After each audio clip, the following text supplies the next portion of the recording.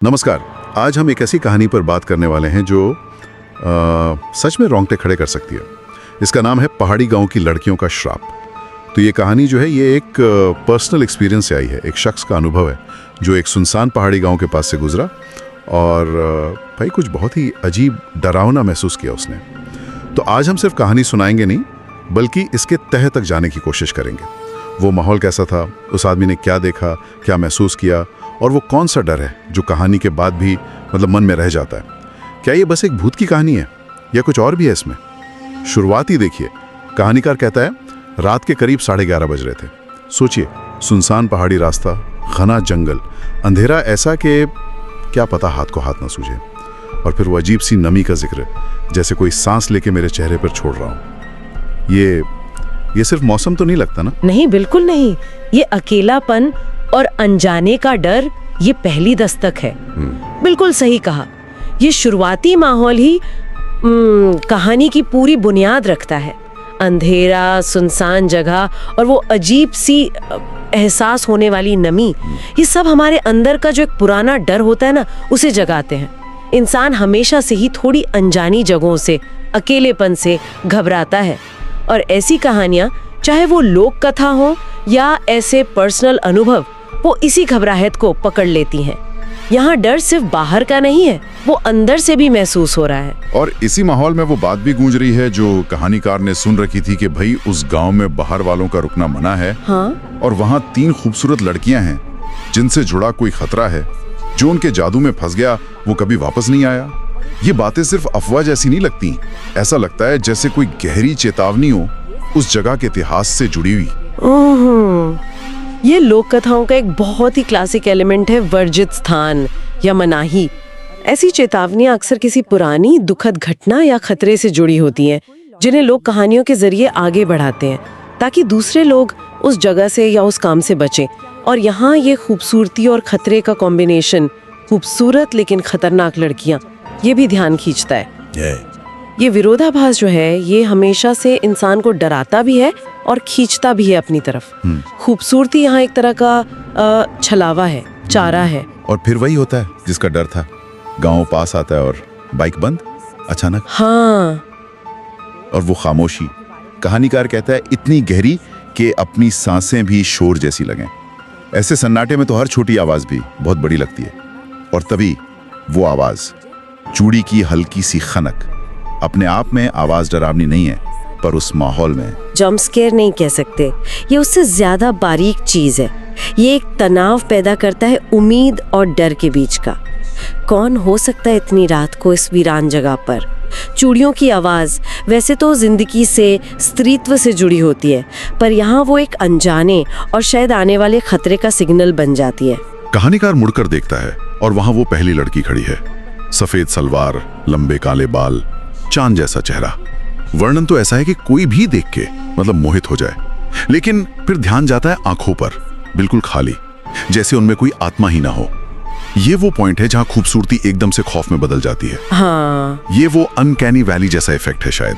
दिखने में इंसान, पर इंसानियत वाली बात गायब। आपने अनकैनी वैली का जिक्र किया, ये बिल्कुल सही बैठता है यहाँ।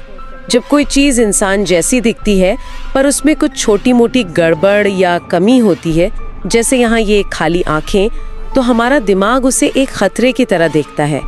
ये खूबसूरती और अंदर के खालीपन का जो कंट्रास्ट है, यही सबसे ज्यादा बेचैन करने वाला है।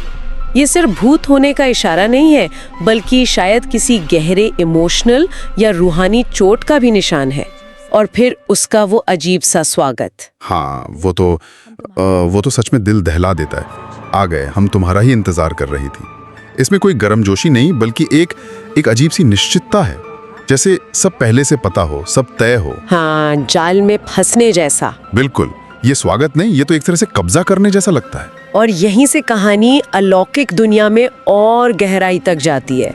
पलक झपकते ही 2 और लड़कियां वहां आ जाती हैं। कोई आवाज नहीं, न चलने की न दौड़ने की। उनका इस तरह प्रकट होना ही उनके गैर मानवी होने का सबूत है। तीनों हूबहू एक जैसी खूबसूरत। लेकिन उनके बारे में कहानीकार एक और अजीब बात नोट करता है। उनके शरीर जीवित होने के बावजूद अंदर कुछ टूटा हुआ हो। ये टूटा हुआ होना, ये क्या मतलब हो सकता है इसका? क्या ये कोई फिजिकल चोट की बात है या ये उनके अस्तित्व के बिखरे होने का संकेत है, जैसे वो आधी इंसान आधी आत्मा कहीं बीच में अटकी हुई हो? मेरे ख्याल से ये दोनों चीजें हो सकती हैं। ये उनके साथ जो हिंसा हुई उसके अतीत की तरफ इशारा हो सकता है, लेकिन साथ ही ये उनके आज के बिखरे हुए वजूद को भी दिखाता है।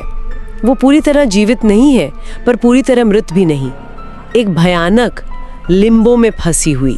और उनकी आवाजें भी इसी टूटेपन को दिखाती हैं, एक जैसी, बिल्कुल भावहीन, जैसे कोई स्क्रिप्ट पढ़ रही हो जिसमें अपनी कोई फीलिंग ना हो। और फिर आता है उनका वो न्योता जो असल में एक धमकी है, हमारे साथ चलो बस 5 मिनट, फिर तुम कभी अकेले नहीं रहोगे।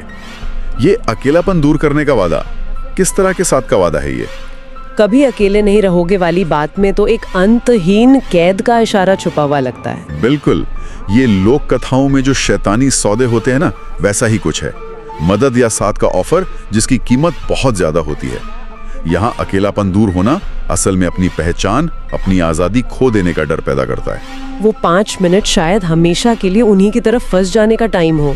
उनकी मुस्कुराहट में भी कोई खुशी नहीं है, बल्कि एक शिकारी वाली संतुष्टि दिखती है। यहाँ पर कहानीकार वो सवाल पूछता है जो शायद हम सबके मन में आता, तुम लोग आखिर हो कौन?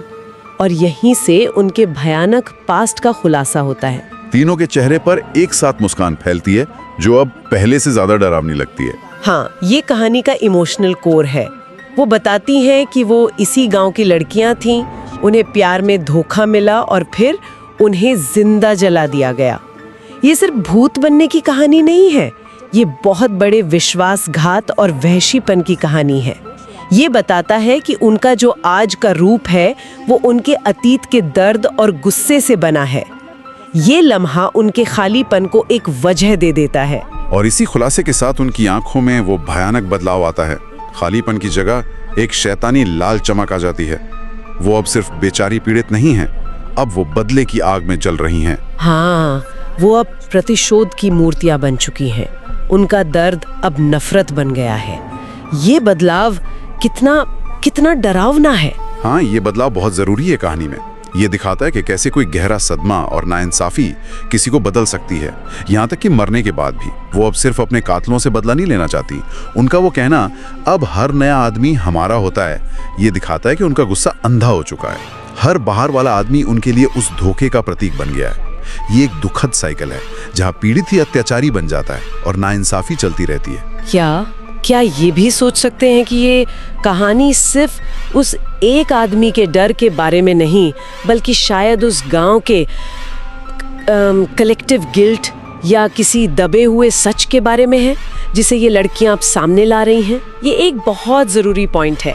कई बार ऐसी लोक कथाएं या भूतिया कहानियां किसी समाज के अनकहे इतिहास, उसके दबे हुए सच या अपराध बोध का प्रतीक बन जाती हैं। ये लड़कियां शायद उस गांव की ज़मीर की आवाज़ है जो उस नाइंसाफी को भूलने नहीं देना चाहती।